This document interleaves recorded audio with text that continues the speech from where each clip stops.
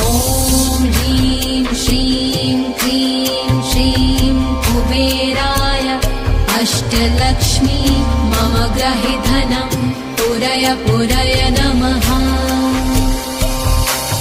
ॐ ह्रीं श्रीं क्रीं श्रीं कुबेराय अष्टलक्ष्मी मम ग्रहे धनं पुरय पुरय नमः। ॐ ह्रीं श्रीं क्रीं श्रीं कुबेराय अष्टलक्ष्मी मम ग्रहे धनं पुरय पुरय नमः।